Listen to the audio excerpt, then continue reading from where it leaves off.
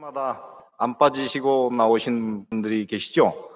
네, 그런 분들에게 하나님께서 이 안식일에 다른 안식일보다 곱절의 은혜를 주시게 되기를 바랍니다.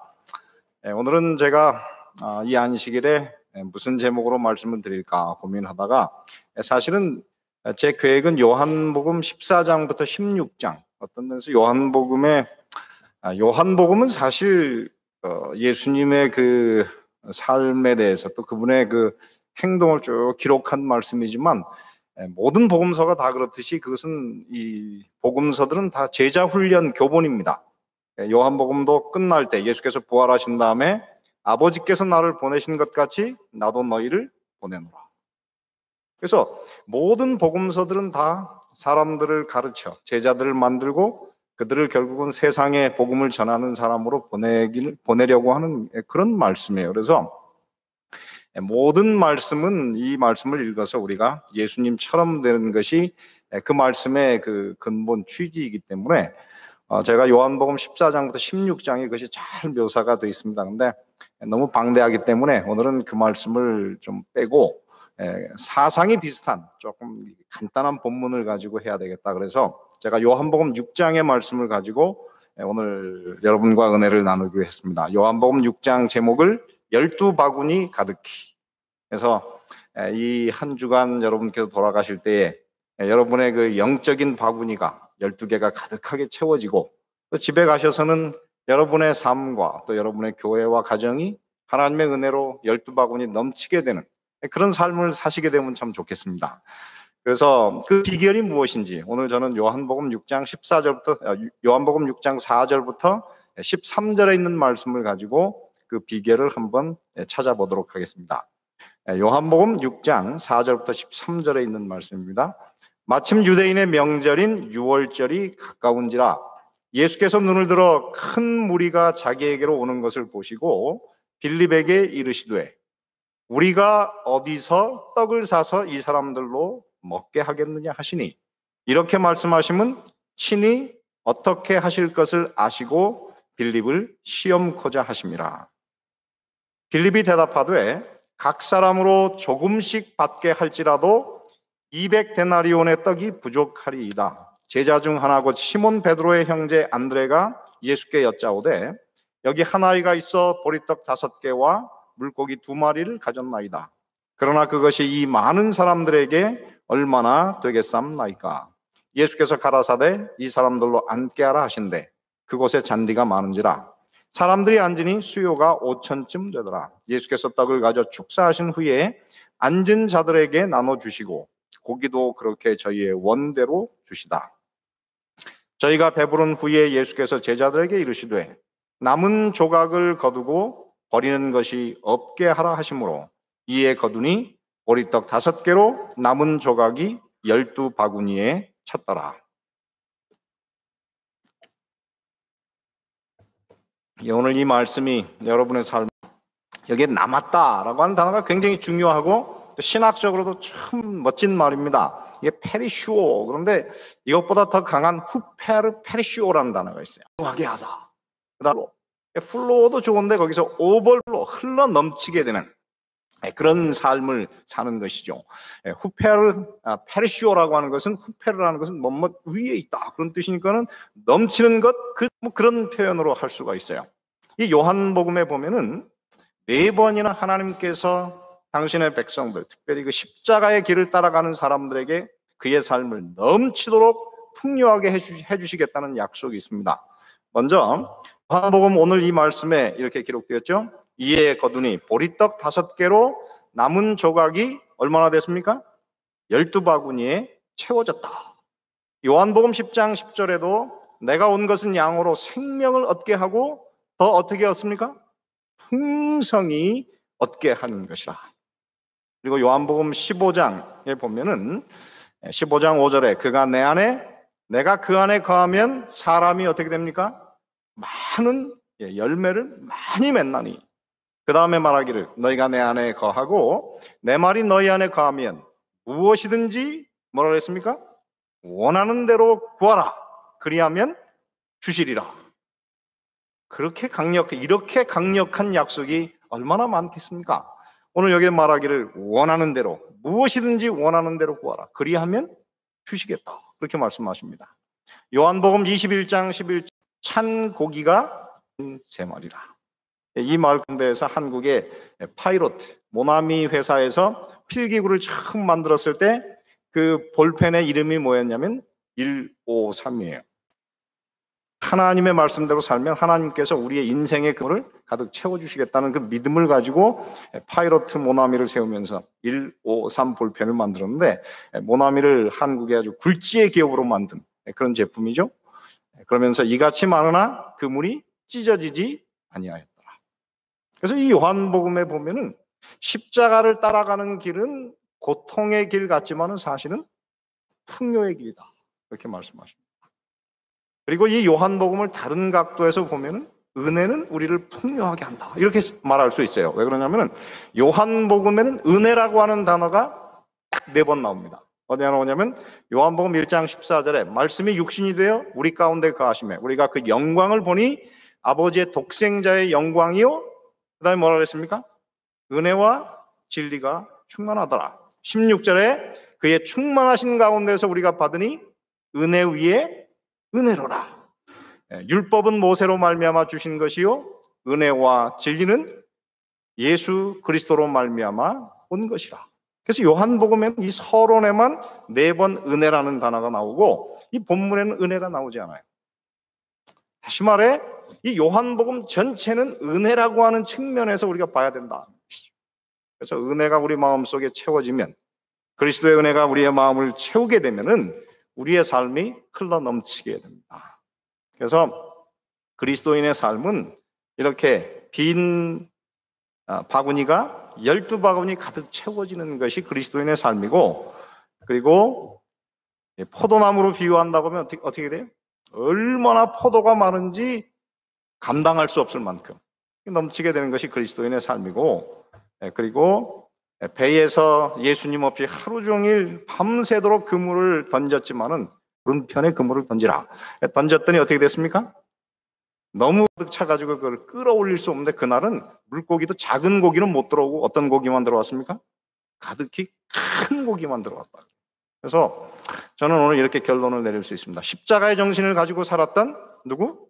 베드로, 요한, 바울과 같은 사람들은 세상에서 부자가 되지는 않았지만은 그들은 세상에서 가장 성공한 사람들이었어요.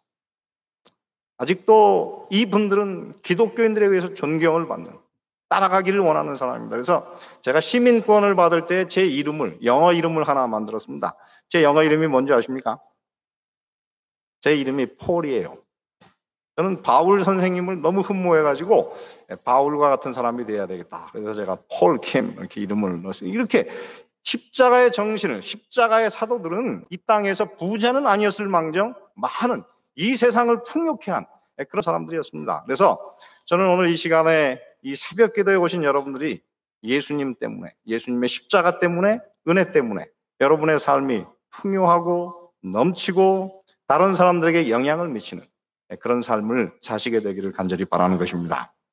그러면 어떻게 그렇게 될 수가 있을까? 오늘 이 본문에는 그렇게 되는 비결이 한 5가지. 굉장히 중요한 비결인데요. 이 말씀이 사실은 여러분들의 자녀들에게 주어진다면, 앞으로 살 인생이 많은 사람들에게 이 말씀을 기초로 해서 그들의 인생을 설계하게 만든다고 하면은 이 말씀은 더할 나위 없이 그들의 삶을 풍요하게 만들 것입니다. 그러므로 이 말씀을 한번 잘 들어보시게 되기를 바랍니다. 오늘 여기에 보면은 첫 번째는 무엇입니까? Think big. 벤 칼슨. 가난한, 그것도 이혼녀의 그 아들로 태어나서, 그것도 흑인으로 태어나가지고, 흑인 미시간의 빈민촌에서 태어나가지고, 존스 홉킨스의 신경외과 과장으로 세상을 놀라게 한 그런 사람인데, 그런 하나님을 믿고 사는 삶이 무엇이냐면 크게 생각하는 것이다. 근데 예수님이 오늘 여기에서 제자에게 도전을 주세요. 뭐라고 말씀하시느냐면 우리가 어디서 떡을 사서 이 사람들로 먹게 하겠다. 여러분 거기에 오늘 보면 2만 명의 사람이 모였습니다. 남자만 어른 5천 명이 모였으니까 그 아내와 아이들을 다 계산한다고 그러면 그 숫자가 2만 명은 죽게 됐을 거예요. 2만 명이 지금 광야에 모여 있는데 이 제자들은 감히 상상할 수 없었던 일을 예수님께서 하라고 도전을 주십니다. 우리가 어디서 떡을 사서 이 부분을 기록하면서 같은 얘기를 하세요. 예수님께서 너희가 먹을 것을 주어라. 오늘날 이 땅의 그리스도인들은 세상의 불행과 가난과 고통을 볼 때에 나하고는 상관없는 일이다 그렇게 생각하지 말고 우리가 어디서 떡을 사서 이 사람들로 먹게 하겠느냐. 생각을 전환하라고 예수님께서 오늘 우리에게 도전을 주시는 것입니다. 이 세상에 오늘 우리가 세상에 나눠줄 것이 없으면 이 세상은 배고프고 죽어갈 것입니다. 그러므로 오늘 우리는 생각을 바꾸시고 정말 크게 생각하시는 그런 사람들이 되시기를 바랍니다. 스포츠의 역사에 보면 그 높이뛰기, 하이 점프라고 하는 것에 보면은 이 하이 점프의 역사를 이렇게 바꾼 한 사건이 있습니다. 그건 뭐냐면은 이전의 사람들은 이 높이뛰기 발을 넘을 때 항상 어떻게 앞으로 넘었어요. 저도 어릴 때 그 국민 초등학교 시골에서 초등학교에서 높이뛰기를 배울 때는 앞으로 넘었거든요. 근데 서울에 와서 텔레비전을 딱 가서 뒤로 넘어요. 어떻게 저렇게 넘을 수 있나? 저런 어리석은 일이 있을 수 있나? 근데 조사해 보니까는 이 이제 뒤로 뛰는 것을 뭐라고 하냐면 포스베리 플롭이라고. 그래서 이제 포스베리의 엉덩방아라고 그러는데 이전까지 앞으로 뛰어넘는 기록은 229cm가 최고였어요. 근데 뒤로 뛰어넘는 것을 하면서 얼마를 넘었느냐면 245cm를 넘었어요. 스포츠에서 사실 0.1cm가 굉장한 것입니다. 금메달과 은메달을 가리는 것이 어떤 때는 0.1cm가 될 수가 있는데 16cm를 경신해 버렸어요. 그러므로 오늘 우리의 삶에도 이전에 우리가 생각했던 것과는 다른 차원의 생각을 해야 됩니다. 하나님은 어떤 분이시냐면 이 세상을 다 그리스도인들이 이렇게 경영하는 그런 사람들이 되기를 원하십니다.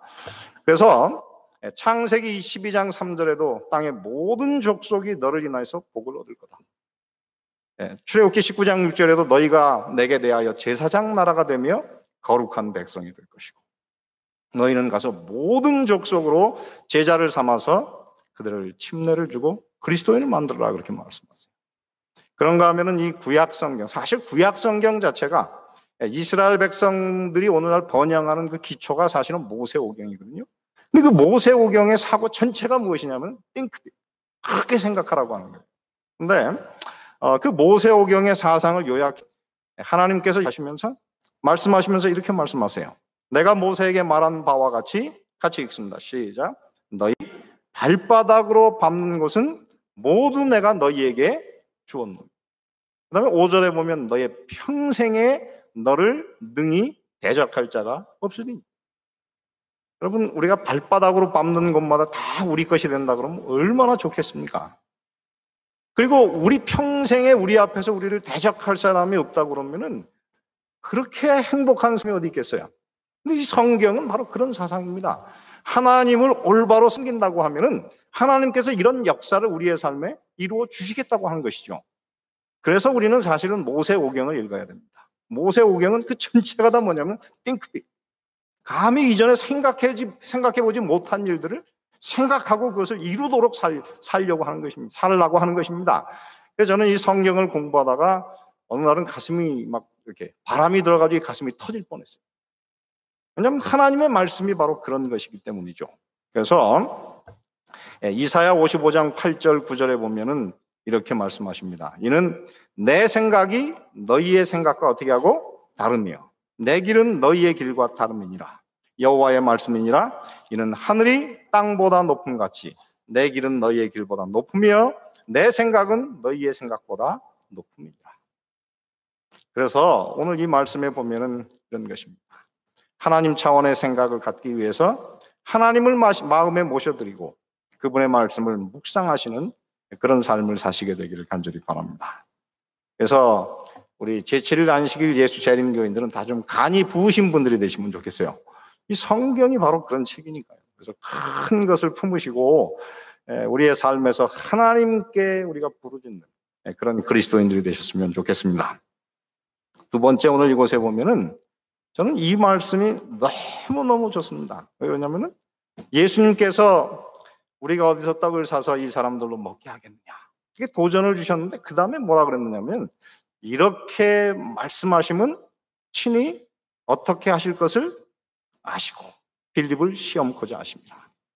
빌립에게 큰 도전을 주셨을 때에 하나님은 아무런 준비가 없던 것이 아니에요. 이미 그날 무엇을 할 것인지, 오늘 여기에 얼마나 많은 사람이 이 광야에 모일 것인지를 예수님은 이미 그날 아침에 다 내다보시고 준비를 다 갖추셨어요. 그래서 하나님께서 오늘 우리의 삶을 어떤 위기에 이렇게 탁 던져 넣으면은 하나님께서 그 다음에 너 혼자 해결해, 그렇게 하지 않으시고 어떻게 말씀하세요? 이렇게 말씀하시면 친히 어떻게 하실 것을 아시고 빌립을 시험코자 하십니다. 그렇습니다. 하나님은 오늘 우리 모두를 때때로는 우리가 해결할 수 없는 굉장히 어려운 과업들을 우리에게 주시는데 그 말씀, 그런 경험 가운데서 하나님은 항상 우리에게 하시는 말씀은 무엇이냐면 친히 어떻게 하실 것을 아시고 하나님은 그 모든 것에 다 계획을 가지고 있다고 하는 것이죠. 저는 이 말씀을 가지고 설교문을 썼던 이중표 목사라고 하는 그 한신교회의 목사님의 그 간증을 제가 잊지 못합니다. 이분이 목포에서 원래 목회를 하셨대요. 시골에서 그저 한 150명 되는 교인들을 데리고 목회를 했는데 어느 날 마음속에 서울에 가서 좀 큰 데 가서 목회를 해봐야 되겠다. 근데 큰 교회 담임 목사는 좀 그러니까 그냥 부목사로 큰 교회 가서 살면 좋겠다. 제가 살아보니까는 세상에 이 담임 목사하고 부목사의 그 차이가 그렇게 큰지 몰랐어요.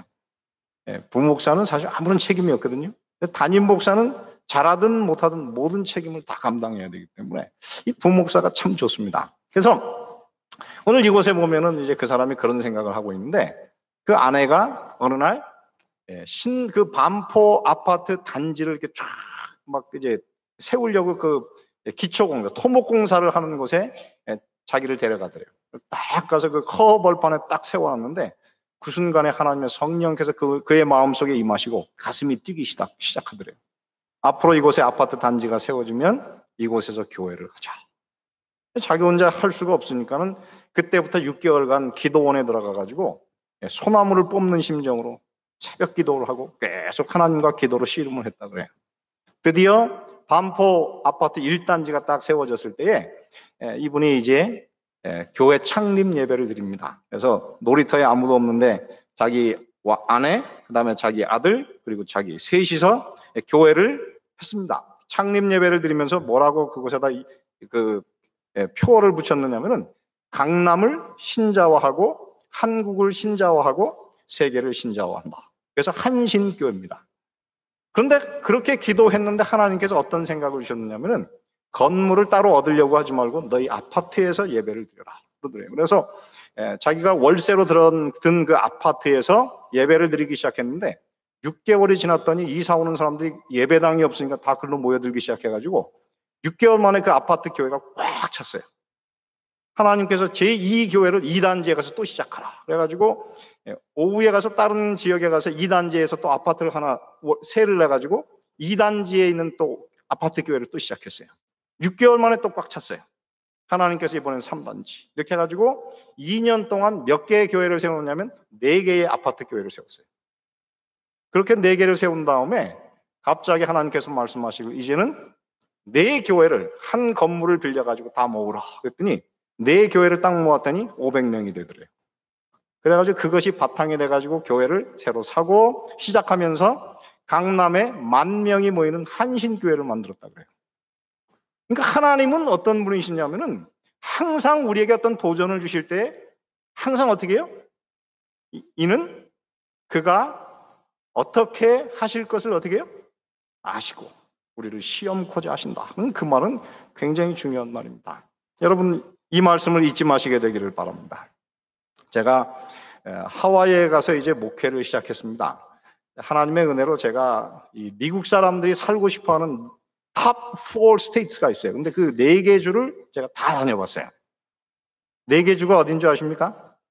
넘버 1 캘리포니아, 넘버 2 하와이, 넘버 3 콜로라도, 넘버 4 플로리다. 제가 이 4교회를 다 다녀봤어요. 하나님을 잘 믿으면 복도 참 있는 것 같아요. 그래서 이제 갔는데 이 교회가 건물이 없어가지고 할머니들이 계속 하나님께 교회를 달라고 기도해 왔다 그래요. 27년간 그렇게 기도회를 했는데 드디어 이제 이 건물을 사야 되겠다. 그래가지고 건물을 우리가 가진 그 실력에 맞는 건물을 살라고 그랬더니 이 산 밑에 이 할머니들이 도대체 갈 수가 없는 이 도시의 외곽지대밖에는 살 수가 없어요. 근데 그때 하나님께서 제 마음속에 어떤 생각을 주셨냐면 사람들이 올 수 있는 도심에다가 교회를 하자. 그래서 이제 그런 교회를 봤더니 건물이 얼마냐면은 그때도 300만 불이었던 건물이 그 부동산 그때 큰 그 바람이 불어가지고 반으로 떨어졌어요. 150만 불로 떨어졌는데 저희가 본 이 건물이 약 한 150만 불짜리예요. 우리가 상상할 수도 없는 건물이었는데 어쨌든 저희가 계약을 했어요. 계약을 하고 났더니 그다음부터 이제 큰일 났습니다. 이걸 어떻게 해결할 것인가? 계약금 10만 불은 걸었으니까 이제 잘못하면 그 돈 날리는 거 아닙니까? 하나님께 기도하고. 근데 기도를 하고 있는데 우리 여집사님이 40만 불을 하루아침에 딱 가져왔어요. 10만 불은 건축 헌금이고 30만 불은 자기가 유산을 받은 11조래요. 근데 목사님께서 이 돈을 11조로 합해다가 내든지 아니면 교회에서 건축 헌금으로 쓰든지 알아서 알아요. 참 그게 달콤한 유혹입니다. 왜냐하면 11조를 교회를 위해서 쓰고 내가 나중에 목이 잘릴 것인가. 왜냐하면 교인들과 관계가 좋을 때는 괜찮은데 나빠지면 어떤 일이 벌어질지 모르잖아요. 그래서 이 고민이 굉장히 컸습니다. 근데 그때 저희 집사람은 그 모태 안식일 교인이거든요. 그래가지고 제가 흔들릴 때 옆에서 당신 그렇게 하면 나중에 결국 손해를 본다고. 그렇게 하지 말라고 그래서 한 달을 고민하다가 그 돈을 들고 화폐로 갔어요. 30만 불 화폐에다가 11조입니다. 딱 놓고 우리가 이렇게 어렵지만 11조를 유혹을 안 받고 가져왔으니까 우리 교회를 좀 생각해 주시오. 그랬더니 재무가 크게 감동을 받더니 그러면 내가 너희 교회를 위해서 건물 구입 때 그 보조 규정을 바꾸겠다. 이전까지는 10%지만은 우리가 행정위원회 가서 25%까지 도와주도록 해보겠다. 그래서 150만 불짜리 사는데 37만 5천 불을 그냥 줬어요. 저희는 30만 불 들고 갔는데 37만 5천 불을 돌려받았어요. 그리고 나서 나중에 화폐 그 기록을 봤더니 옛날에 한인 의사 중에 한 사람이 죽었는데 죽으면서 그 아내가 화폐에다가 나중에 혹시 한인 교회가 건물을 사거나 그 다음에 짓게 되면은 이 돈을 한인 교회에다가 돌려주라. 나중에 그 돈을 다 찾고 보니까 27년간 그 이자까지 포함해서 얼마를 받았냐면 37만 5천 불을 받았어요. 그 다음에 저희가 건물을 이제 건축 헌금하고 그동안 모아놓은 돈까지 다 합쳐가지고 나중에 다 이제 그 건물을 딱 클로징 할 때 보니까 우리가 얼마를 낼 수 있었냐면 150만 불 중에 140만 불을 냈어요. 그러니까 저는 아무런 생각이 없었는데 하나님은 이미 이 건물을 어떻게 살 것인지 이미 계획을 다 가지고 계셨습니다. 저는 그래서 이 성경 말씀을 참 너무 좋아해요. 여기 뭐라고 말씀하셨습니까? 같이 한번 읽어보시기 바랍니다. 이렇게 말씀하심은 친히 어떻게 하실 것을 아시고 빌립을 시험코자 하십니다. 저희가 그 건물을 산 다음에 사실은 교인 모든 대부분의 분들이 65세를 넘으신 할머니였거든요. 근데 저희가 2년 만에 이 건물을 페이오프했어요. 하나님은 살아계십니다. 그분은 약속대로 하시는 분이에요. 이렇게 말씀하시면 같이 읽습니다. 시작. 친히 어떻게 하실 것을 아시고 빌립을 시험코자 하십니다. 오늘 여러분의 삶에 그런 역사가 있게 되시기를 간절히 바랍니다. 세 번째 보면은 이곳에 보리떡을 예수님께 어떻게 하라고요? 가져가라고요. 여기 보면 그날 기적을 이루는 것은 한 어린 소년이 자기가 먹을 도시락을 가져왔지만은 그것을 예수님께 가져갔고 예수님께서는 그 도시락을 가지고 5,000명을 먹이고 그리고 12바구니를 남기게 되었습니다. 그러므로 하나님께서 어떤 역사를 이루실 때에는 우리가 가진 작은 것을 가지고 역사를 이루는 것을 잊지 마시게 되기를 바랍니다. 제가 한국에 이제 미국에서 대학원을 마치고 한국에 돌아가서 제 마음속에 소원이 뭐냐면은 언제 다시 앤드루스로 돌아가서 PhD를 마칠까. 그래서 저희가 이제 그 과천에 살았는데 저희 사는 그 과천 머리 위로 말하자면 국제선 항공기가 이렇게 쫙 날아가요. 그거를 볼 때마다 언제 저 비행기를 타고 미국에 갈까? 제 딸을 낳은 다음에 제가 제 딸을 이렇게 안고, 예진아, 어느 날 우리는 저 비행기를 타고 미국을 갈 거야. 이렇게. 근데 기회가 없었어요. 그래서 저희가 목회를 하면서 언젠가는 간다. 그래가지고 적금을 들어가지고 드디어 이제 적금을 거의 탈 때가 됐는데, 그때 일산에 가게 됐어요. 일산에 조그만 지하교회가 있었고, 그 교회를 가지고는 그 40만 명의 새로운 그 일산 신도시의 시민들이 몰려오는데, 그들을 구원할 수가 없어요. 그래서 우리가 이제 이 일산의 제일 큰 그 백화점 바로 맞은편에 저희 교회를 사기로 결정하고 이제 그 일을 했습니다. 그래서 그때 돈이 얼마가 필요했느냐면 한 5억 정도가 필요했어요. 화폐가 2억은 주게 되었고, 나머지 3억은 이제 저희가 해결을 해야 되는데, 이거를 제가 해결해야 되잖아요. 정말 고민이 많았습니다. 제가 5일을 이제 그 금식 기도를 하는데, 5일째 되는 날 아침에 하나님께서 제게 이 기도는 응답이 되었다, 그런 확신을 주셨어요. 그래서 딱 무릎을 털고 일어나서 그날 밥을 먹고, 그 다음날 이제 그곳에서 헌금을 저희가 작정하게 되었는데, 기적이 일어났어요. 한 자리에서 2억이 나왔어요. 그리고 결국은 그 건물을 사게 되었는데, 그때 이제 저도 그 일을 하는데 하나님께서 뭐라고 하느냐면, 너 외국에 지금 미국 유학 가려고 지금 모아놓은 그 돈, 그거 먼저 바쳐라. 여러분, 그게 제 인생의 꿈인데 그걸 어떻게 바치겠어요? 굉장히 괴로웠습니다. 그렇지만 하나님께 그렇게 말씀을 드렸어요. 하나님, 이거는 건축 헌금이 아니고 투자 헌금입니다. 이 돈을 받으시고 나중에 저를 미국 앤드루스 공부를 마치게 해주십시오. 그렇게 기도했어요. 그리고 나서 정말 그 돈을 하나님께 드렸는데, 나중에 수년이 지나서 돌아보니까는 하나님께서 그 약속을 이루어 주셨습니다. 그러니까 하나님은 그런 분이십니다. 하나님은 오늘 당신의 백성들에게 작은 떡을 가져오라고 하실 때에 그것이 오늘 우리가 가진 것을 취하려고 하는 것이 아니고 우리를 복되게 하시려고 한다는 사실을 기억하시고, 항상 여러분의 그 보리떡을 헌신의 의미로 주님께 가져가시게 되기를 간절히 바랍니다. 그리고 기적은 항상 무엇으로 시작됩니까? 기도로 시작돼요. 하나님의 역사를 이루려고 하면 기도하지 않으면 안 됩니다. 예수께서 떡을 가져서 축사를 하시고, 그리고 이 축사를 통해서 그 떡이 늘어났다, 그렇게 말씀하시죠. 그래서 오늘 이 땅에서 큰 일을 이루기를 원하시는 분들은 이 기도의 비밀을 아셔야 됩니다. 성경에 가장 위대한 약속이 하나 있습니다. 그것은 요한복음 14장 12절부터 14절에 있는 말씀인데요. 내가 진노니 나를 어떻게 하는 자는, 믿는 자는 나의 하는 할 것이요 또한 이보다 큰 것도 하리니. 예수님께서 오늘 우리를 부르시는 목적은 시시한 사람으로 끝나는 것이 아니고, 예수님께서 행하신 그 일을 하게 할 것이고, 심지어는 예수님께서 행하신 것보다 더 큰 일을 우리에게 이루게 하시기 위해서 우리를 부르셨다고 하는 것입니다. 여러분, 이 말씀이 믿어지십니까? 근데 저는 이게 바로 성경의 묘미라고 생각이 들어요. 하나님께서 오늘 우리에게 그런 역사를 이루기를 원하시는 것입니다. 근데 요한복음 14장 14장에서 16장, 예수님의 마지막 그 고별사를 보면은 그곳에 하나님의 놀라운 약속이 계속 반복이 돼요. 너희가 내 이름으로 무엇을 구하든지 내가 어떻게 하리니? 시행하리니. 요한복음 14장 14절, 내 이름으로 무엇이든지 내게 구하면 내가 어떻게 하리라? 시행하리라. 요한복음 15장 7절, 너희가 내 안에 거하고 내 말이 너희 안에 거하면 무엇이든지 원하는 대로 구하라. 그리하면 이루리라. 요한복음 15장 16절, 내 이름으로 아버지께 무엇을 구하든지 다 받게 하려 합니다. 요한복음 16장 23절 24절, 너희가 무엇이든지 아버지께 구하는 것을 내 이름으로 주시리라. 지금까지는 너희가 내 이름으로 아무것도 구하지 아니하였으나 구하라. 그리하면 어떻게 하리니? 받으리니. 여러분, 아멘 아닙니까? 저는 이 성경 이 말씀을 읽으면서 뭐가 떠올랐느냐면 백지수표가 딱 떠올랐어요.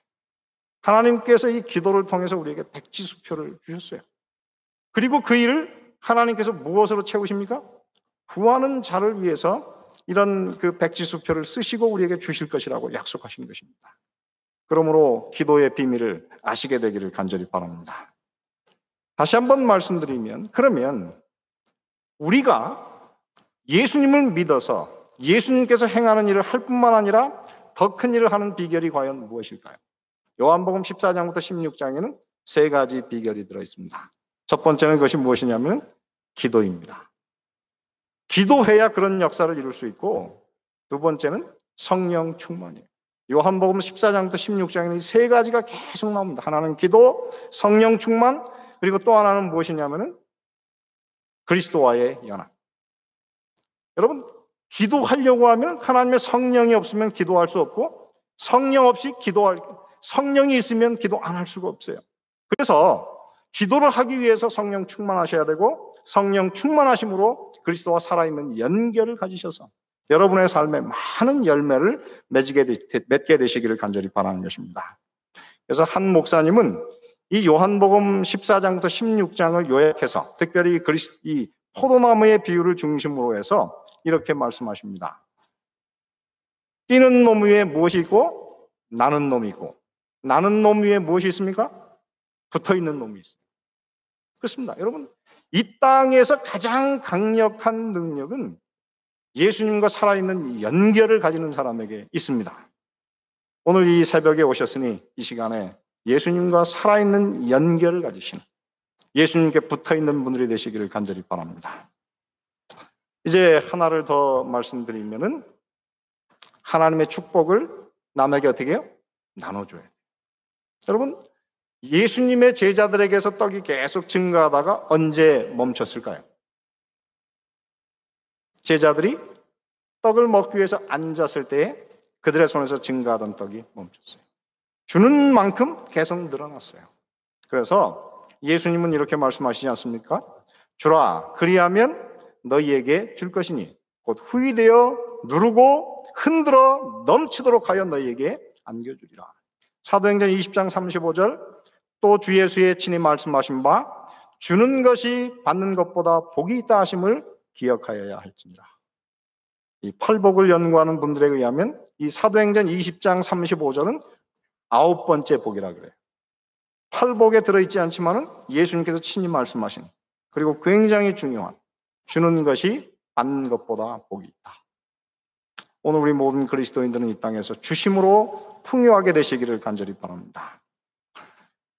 안식일 교인들에게 큰 도전을 주는 말씀이 이사야 58장의 말씀이죠. 참된 금식 혹은 참된 경건의 실천. 근데 왜 우리가 하나님의 은혜로 참된 경건 그리고 실제적인 자선 사업을 해야 하는가? 이사야 영들의 영적인 상태에 대해서 묘사합니다. 1장 5절에 보면 온 머리는 어떻게 되었습니까? 병들었어요. 근데 병든 사람에게 제일 중요한 하나님의 축복이 무엇입니까? 치료 아니겠습니까? 이사야 58장 8절에 보면 그리하면, 그래놓고 내 치료가 어떻게 할 것이다? 급속할 것이다. 치료가 급속하게 우리를 향해서 달려올 것이라고 그렇게 말씀하세요. 병든 사람에게 하나님께서 치료를 신속하게 공급해 주실 것이라 말씀하십니다. 그리고 이사야 1장 15절에 보면 너희가 손을 펼 때 내가 눈을 가리우고 너희가 많이 기도할지라도 내가 어떻게 해요? 듣지 않을 것이라 그랬는데, 이사야 58장 9절에 보면 그리하면, 그 다음에 뭐라고 했어요? 내가 부를 때는 나 여호와가 응답하겠고 내가 부르짖을 때는 말하기를 내가 여기 있다리라. 오늘 우리의 기도에 하나님께서 신속한 응답을 주시겠다 말씀하십니다. 세 번째 말씀은 이사야 1장 30절에 보면 너희는 잎사귀 마른 상수리 나무 같을 것이요 물 없는 동산 같을 것이다. 근데 이사야 58장 11절에 보면 너는 물된 동산 같겠고 물이 끊어지지 아니하는 샘 같을 것이라. 위대한 회복의 약속이 아닙니까? 저는 하나님께서 이 재림교회를 향해서 위대한 약속을 주셨다고 저는 생각합니다. 여러분, 그러면 우리가 무엇을 해야 됩니까? 오늘 이곳에 보면 이사야 58장 6절 7절에 내가 기뻐하는 금식은 흉악의 결박을 풀어주며 멍에의 줄을 끌어주며 압제당하는 자를 자유케 하며 모든 멍에를 꺾는 것이 아니겠느냐. 또 줄인 자에게 내 양식을 나누어 주며 유리하는 빈민을 내 집에 들이며 헐벗은 자를 보면 입히며 내 골육을 피하여 스스로 숨지 아니하는 것이 아니겠느냐. 여러분, 이 땅에서 재림교인으로 나누어주는 일이 쉽지는 않습니다. 그러나 그것이 바로 하나님의 교회를 풍요하게 하고 여러분들의 가정을 살리는 이름을 잊지 마시게 되기를 간절히 바랍니다. 우리 송주석 장로님이 이곳에 오셔서 그 소셜 워크를 교회가 좀 배워서 했으면 좋겠는데 그 클래스에 사람들이 잘 안 오니까 속이 좀 상하셨어요. 저도 사실은 좀 가서 들어야 되는데 저도 이곳에 오니까 뭐 친구도 많고 또 제가 우리 도현성 목사님의 트레이너예요. 그래가지고 테니스 트레이닝을 하다 보니까는 그 시간에 갈 수가 없어요. 근데 목요일 날 저를 보시더니 이거를 좀 많은 사람이 배워야 되는데 그러면서 눈물이 막 글썽글썽 하세요. 그 진심이 느껴지더라고요. 힘드시죠? 그러나 그런 일을 통해서 우리는 사람을 살릴 수 있습니다. 우리 송주석 장로님과 같은 보배가 이 교회에 많이 있었으면 좋겠습니다. 그런가 하면은 제가 이제 그 나성중앙교회 부임했더니 그 스텔라 집사라는 사람을 이렇게 소개를 시켜줘요. 근데 저는 그 스텔라 집사라는 분이 나이가 많은 우리 할머니 집사님인 줄 알았어요. 인사를 하는데 딱 보니까는 저보다 더 어려. 근데 이분은 그 나성에서 제일 부자 중에 하나예요. 왜 그렇게 부자가 됐나 그래서 제가 자세히 관찰해 보니까는 이분은 우리 교회에서 어떤 사업을 한다 그러면 항상 그분이 도네이션을 해요. 얼마나 많은 도네이션을 하는지 항상 도네이션을 받는 사람이 줄을 섰어요.